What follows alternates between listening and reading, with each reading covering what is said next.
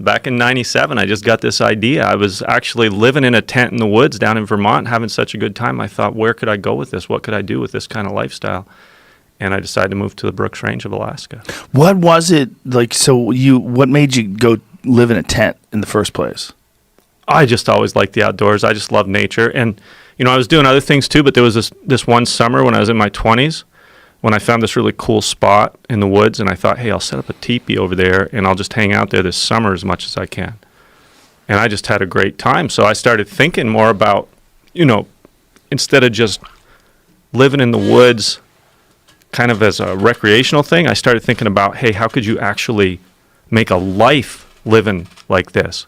Get up every morning with the animals around, the sky, the water.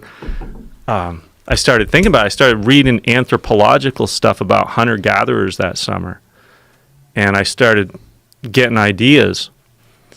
And it took me 7 years to make it to the Brooks Range and to get out to that lake that you've seen on TV and to actually start living that way. It took me a few years just to organize my life enough to move up to Alaska. And then once I got to Alaska, I was kind of in Fairbanks for about 4 years before I could really spend long periods of time in the wilderness.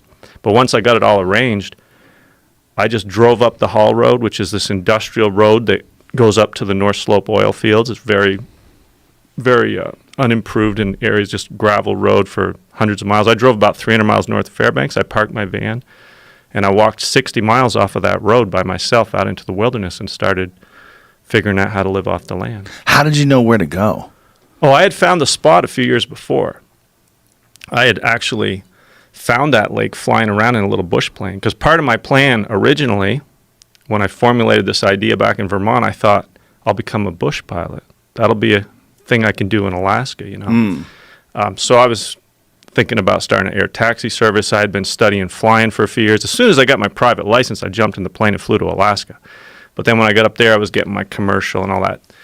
And in the meantime, as much as I could, I'd go out and explore, look around. And I discovered this lake one day when I was flying across part of the Brooks Range. And I set up a little tent camp there that summer, 2000. But it took me another 4 years before I could actually walk out there and start living. 60 miles walking. Yeah. That's a long fucking way. Hey, I walked the length of Vermont when I was 13 years old. I walked, Did you really? Massachusetts to Canada. But the difference is when you're 13? Yeah. I actually started when I was 12, gave up. And I was with my uncle. We went for about a week, and then the next summer I convinced my mom to drive me back down and drop me off alone where we had given up the year before. But that's just you by yourself? Yeah. When I was 13, I was alone. But that's a trail. That's called the Long Trail, and it's marked. There's a little paint mark, on the trees up ahead of you telling you where to go. Yeah, the but still, you were 13. Yeah. That's a little kid. Yeah. And your mom's like, go ahead. It was amazing. I was given a lot of freedom. I guess so. I mean, I'd already quit school by the time I was 13, Really? I went back a few times, but yeah, I mean, I never finished the fourth grade, to tell you the truth. But I went back. I went to 1 year of high school. Eventually, I was curious about what was going on over there. Did you ever get a GED or any of that jazz? No, I never needed a GED for anything I did. But I went to ninth grade, and, I did my own thing after that. But you seem like an educated guy. Are you self-educated? If I got any education, it's self-educated, yeah. I mean, I like to be learning all the time. Whatever I'm doing, I like to learn. But if I'm making a TV show, I want to learn everything I can about it, If I'm flying airplanes, I want to learn a lot more than I need to know to do what I'm doing. And it's the same thing with going out there and living, just learning as much as I could. There's so much to learn out there. Now, how long did it take you when you were 13? And, what did you do for food? Oh, well, that was easy. Buy it at the store and carry it on your back. I never hunted when I was a kid. Oh, okay.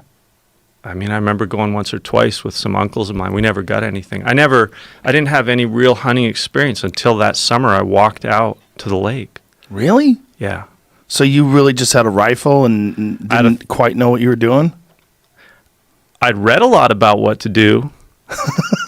The biggest thing, Joe, I got out there, I had 2 months' food. I left 2 months' worth of food at the lake, to get me started. And I walked out there in July. Can I pause you for a second? When you say 2 months' food, what did you bring? Oh, I had left basic stuff, grains, some beans, some rice.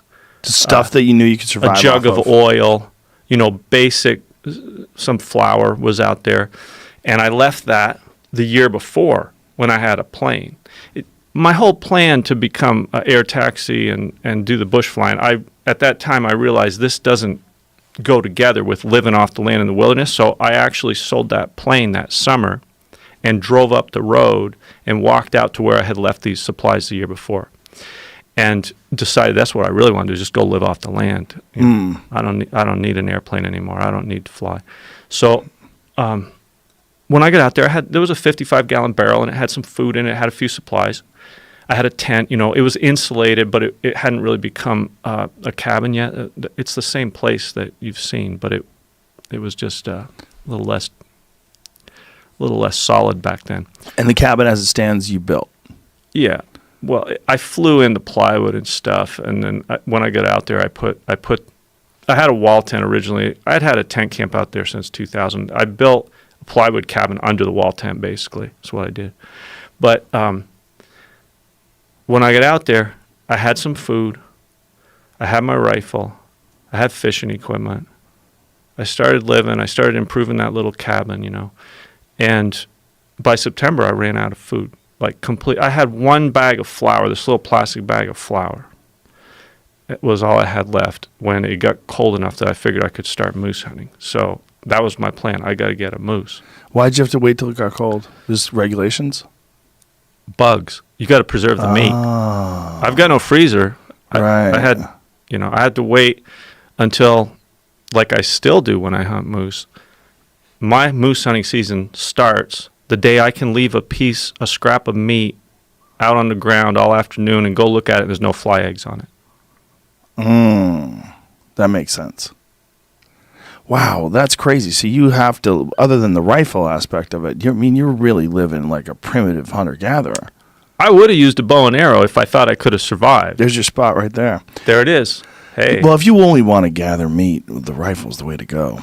I was always trying to just let go of everything I could do without, but I never got to the point where I thought I could make it with just a bow and arrow myself. People used to survive out there before they even had archery. They survived out there with spears, but there were groups of people. They would build a fence. They would corral animals. Yeah. They would put nooses up between trees to get a moose, things like that. There's also probably a lot more animals. I don't know that to be the case. Maybe not Alaska. Alaska probably not too much different, but throughout North America, like if you listen to, or you read rather, the tales of Boone and Crockett, the Lewis and Clark, when they made their way across the country, they found a lot of game. There was a lot of animals. I mean, it was just an abundance of animals. And then, of course, if they ran into buffalo, obviously, there was millions and millions of buffalo. Unbelievable. That's the difference between Alaska and down here. Down here, we've modified everything. Yeah. We've paved everything over. Alaska's still wild. Northern Alaska is the most wild place left in this country. That's why I went there. It's barely this country, too. I mean, it's not even attached. Yeah, some people don't really think of Alaska as the United States. It's not. But it's not. It's a frozen Puerto Rico. It's way up there. It's not even connected to us. It's one of those weird ones. But it is wild. And you see, actually, that's what drew me to it. The first time I ever saw the Brooks Range was years before I moved to Alaska. I was on a flight. I used to get jobs as a courier. When I was in my 20s, I was real interested in traveling. And I found out this way I could travel all over the world as a courier. So I would go to New York City. I'd get these jobs as a freelance courier and take off to wherever they need me to go. And one time I got this flight to Tokyo. And I'm flying right across the whole length of the Brooks Range. Great circle route. New York, Tokyo takes you right across it. 600 miles of mountains from the Canadian border over to the Chukchi Sea across from Siberia. And there's one road across it in 600 miles. And I was just glued to the window the whole flight looking at that. Wow. I thought someday I'm going to go check that place out on the ground, I mean, it's incredible when you see those mountains. They're big mountains. They're up to 9,000 feet high. And that one road is the Hall Road? Yeah, the Hall Road, also known as the Dalton Highway. That was built in 1974 just to construct the Alaska pipeline to get to the oil up at Prudhoe Bay on the North Slope, the oil fields up there. They built that road in one summer. It's an amazing story in itself. Wow. Yeah, they started in April, and they had the whole thing done in one summer from the Yukon River all the way up to the Arctic Ocean. So when you got down to one bag of flour, Yeah. was there a part in your head where you're like, what am I doing here? No, I never wondered what I was doing there. No? No. Yeah, it always felt right for you. Oh, yeah. What I was doing there was looking for a moose. Yeah. And you already had that whole shed built for meat? Oh, there's no shed for meat. Well, what's that thing that you do where you have everything like the sod covered house? up, the sod house? Yeah. No, that came like 4 years later. Oh. Yeah. No, I didn't have that yet. I didn't even have a meat pole. Really? No, I built the meat pole after I got the moose. The same meat pole that's still there that you've seen is 20 feet high.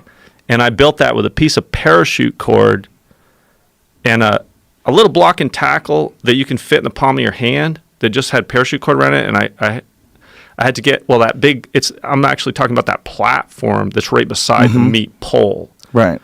The meat pole's 20 feet high. The platform Let's explain to people what what a meat pole is so that they know. That's like my freezer. I don't have a freezer out there, so I just hang meat up and I live in the freezer. The Arctic's your freezer. From September until usually sometime in May, I can keep meat without anything other than the open air around it. That's a long time. Yeah. It's most of the year. Yeah. The lake's only thawed out from June until most years around the 1st of October, it freezes over. So you get about 4 months open water, about 8 months of ice. So you're basically living off of fish for those months? No. There was 1 year when I caught a lot of fish there because I stayed there. I stayed there one time 15 months without going to town. And just by yourself? No. I was only there for 4 months totally by myself, but I'm not totally crazy. I went back out and I got my woman to come in there with me after. She's totally crazy. Well, that may be true. I got divorced from her later, but actually, no. I've most of the time I've been out there, I've had a family with me most of the time. Wow. I went out there. I actually was. I got married before I went out there. I went out there for 4 months. I went back. I got Sylvia, my ex-wife, and we were out there for years. We would go back and forth. We would go to Fairbanks for 6 months, or sometimes a year. We'd go out there for a year. We would go back and forth. And then what happened was after we split up, I was out there one winter totally alone. And that's when I got on the show, right after that.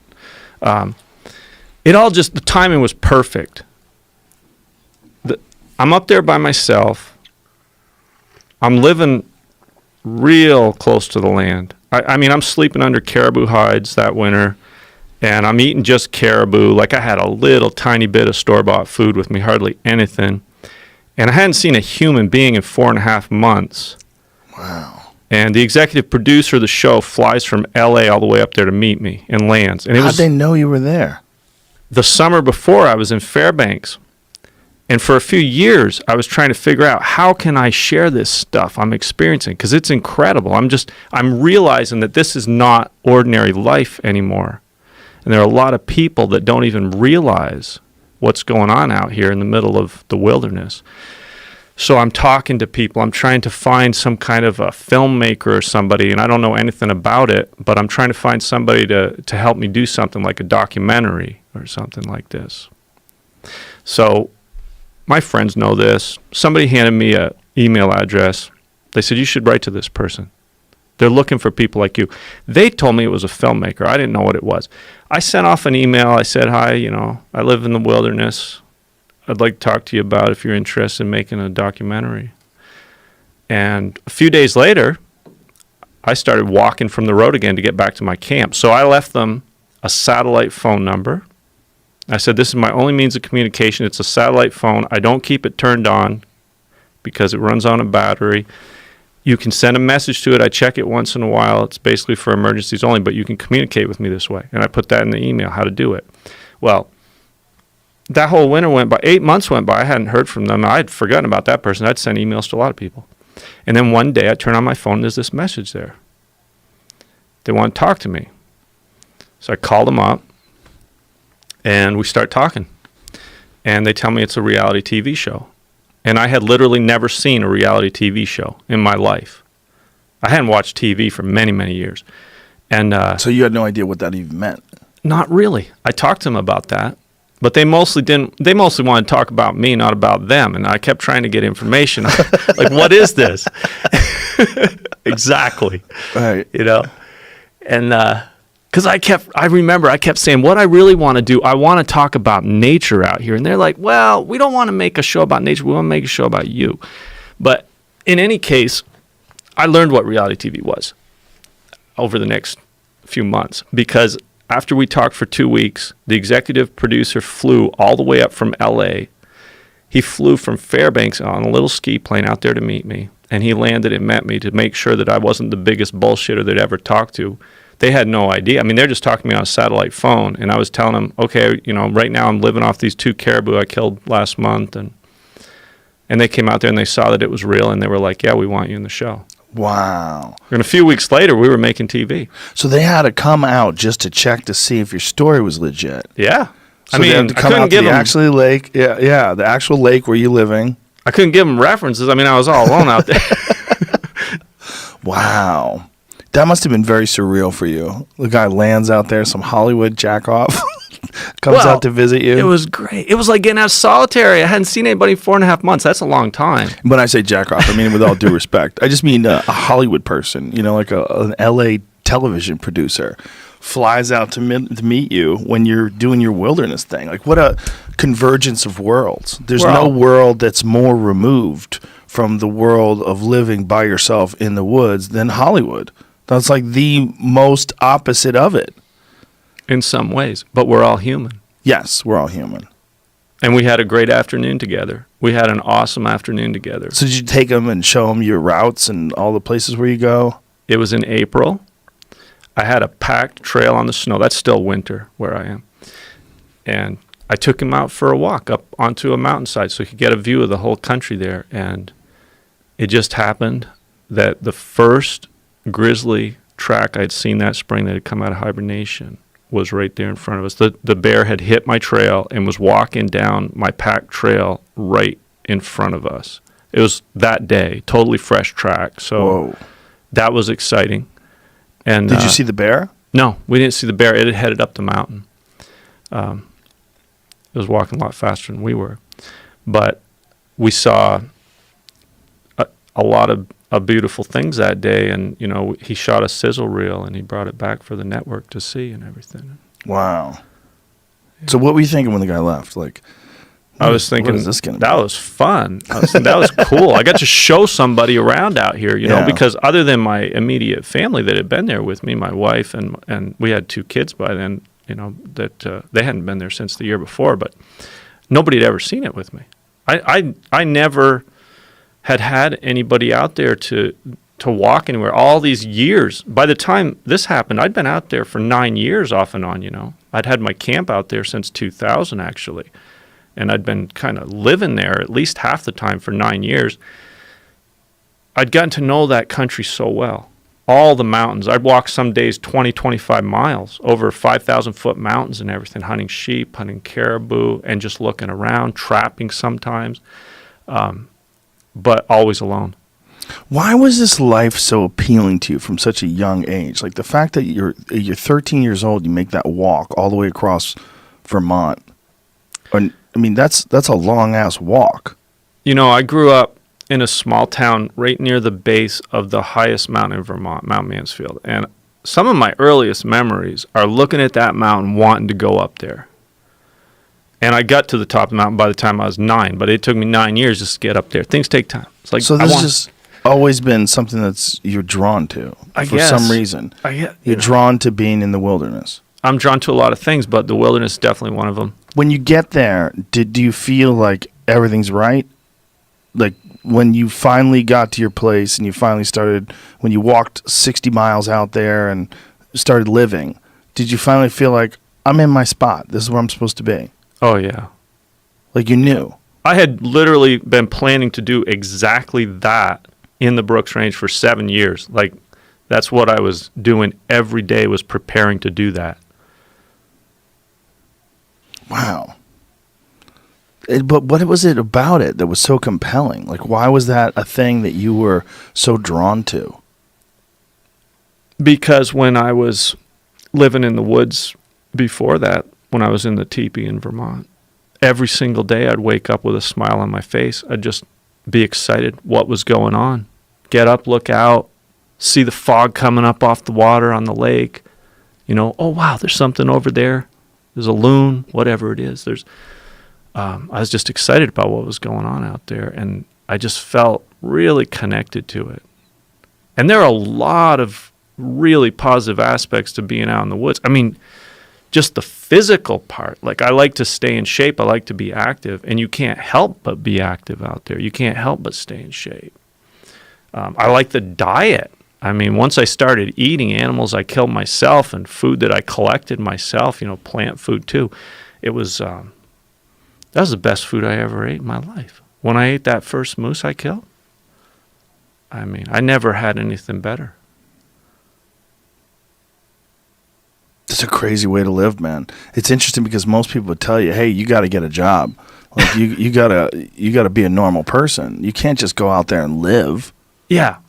Well, and that's what I told them. I said, I'm going to make a career out of this. Now, I didn't know exactly how it was going to play out, but I was always confident that it was a valuable thing to do, and that it would not only benefit me, but in the long run, that I would be able to share this with people and that it would pay off.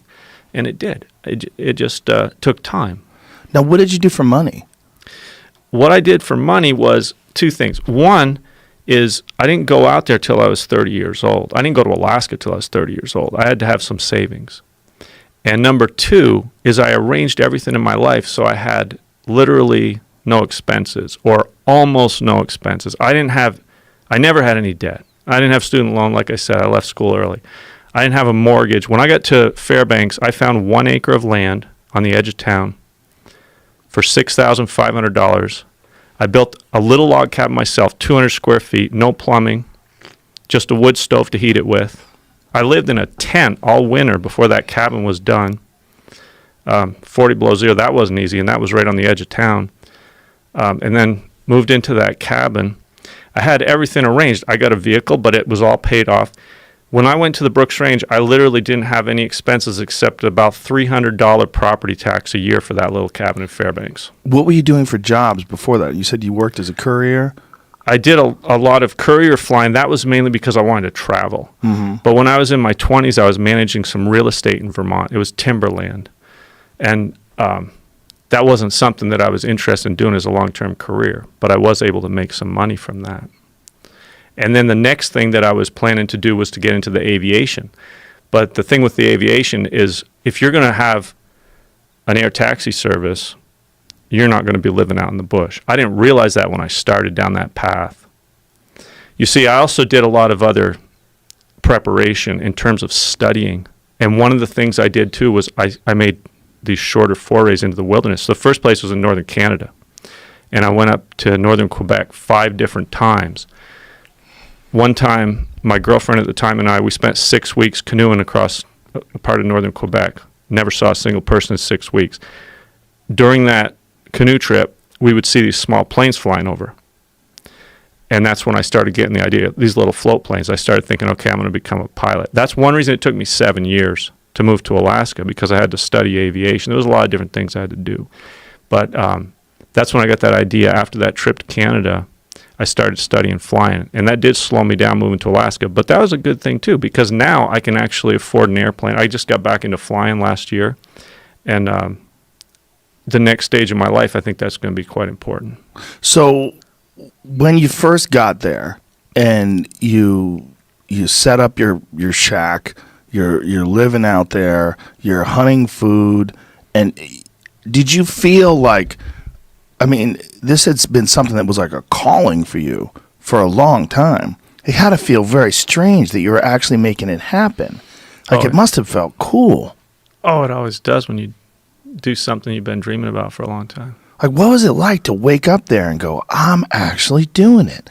Like this crazy pipe dream of living in the woods next to a lake. Yeah. Now it's real. Yeah. Yeah. And I just felt super fortunate. And that's still how I feel. Like all these things that I've experienced out there, I realize how few people in this day ever get to experience these things. Oh yeah, I mean you're right next to grizzly bears.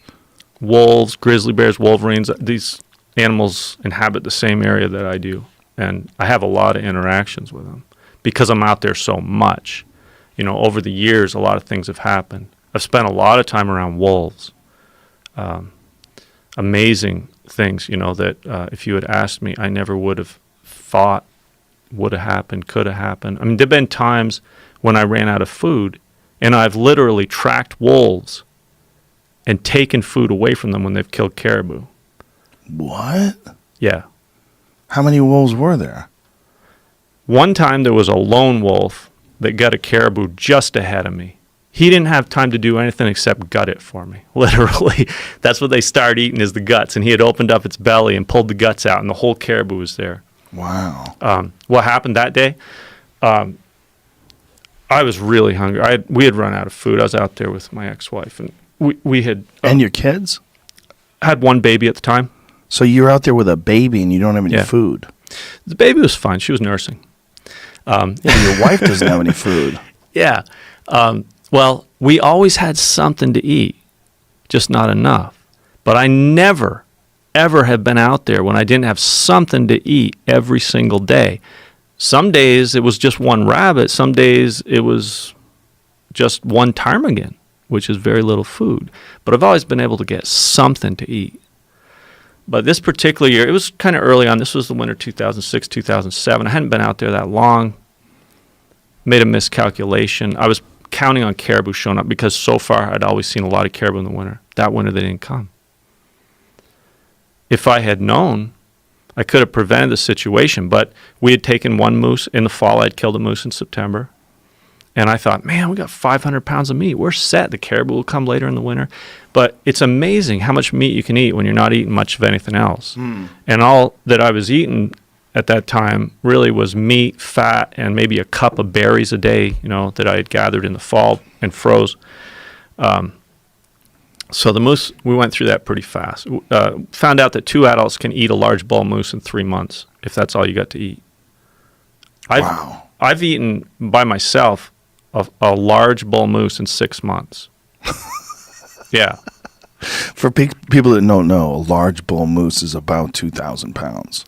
I don't think they're quite that big, but they're probably 1,500 pounds. You probably get 500 pounds so of like meat. So like a Yukon moose is like 2,000 pounds? People exaggerate these do things. they? Oh, they exaggerate a lot of things, Joe. So, but a big one, somebody, like a 60-inch bull, how much is that? Something like that. That's actually what that bull was. It was about 60-inch bull. Wow. That one was actually 57, if I remember right. I don't pay too much attention to the exact measurements, but so I think somewhere in the range of 1,500 pounds, which is like what? How many pounds of meat you think that is? I would guess that you probably are getting 500-600 pounds of meat out of there. Are you taking the femurs and getting bone marrow out of them and doing all that jazz too? Oh yeah. That's really important part of my diet when I'm living off an animal is I like variety. And the animal has a ton of variety in it. One caribou will give you so many different options in terms of food if you know how to utilize it. I've eaten everything out of a caribou except the poop, literally. You can even eat part of the antlers when they're really? Oh yeah, in the spring when they're growing, they're soft on the ends. It's like a pickle. You skin them, you take the velvet off. In the last inch or two, it's got the consistency of a pickle. They're great. Really? You eat it raw? Yeah. I eat a lot of animals raw. I eat a lot of parts of a caribou raw. But anyway, you get a lot of variety because you eat all the organs, you eat the eyes, you eat the brain, you eat the liver. You eat the brain? Oh, yeah. Really? Spinal cord. Whoa. Like I said, I've eaten everything except the poop out of a caribou, literally. I mean, you can even, the cartilage, you can get all kinds of variety. And it's nutritious. It's good for you. I mean, I learned about all this from the old people that used to eat this way. I would have been reluctant to eat certain things if I hadn't been educated by other people that you can do this. I was talking to this 90-year-old woman in Fairbanks, you know, and I asked her, so you eat the brains? Because I'm thinking, mad cow disease, Right. prions. Yeah. She's like, oh, yeah, the brains are great. And then I did a little research. They've never found prionic disease in Alaska and any of the animals up there. So I was like, okay, I can start eating the brains. That's an issue that's happening more and more here in the lower 48. You're getting a lot of CWD, which is another prion disease. Very scary stuff. It's there's parts of Wisconsin where my friend Doug Duran lives, where 50% of the deer they test positive for CWD. Yeah. Which is a real fatal disease and hasn't made the jump to humans yet, but they're very concerned. And, this is coming from the deer. Like you said, there's a lot of deer. And where deer and moose live together, the moose get it. We don't have any deer. So other than moose and caribou, that's why we don't have the prionic disease. You have no deer up there at all? Well, moose are a deer. A type of Caribou deer. are deer, but we don't have anything other than moose and You don't caribou. have blacktail, which would Those be are much further south. Down in Yeah. southeast Alaska, I don't know their exact range, but nowhere near where I am. That's interesting. It's too harsh of a country. It doesn't, not the right habitat. Wow. So when you take this caribou away from the wolf, how does that go down?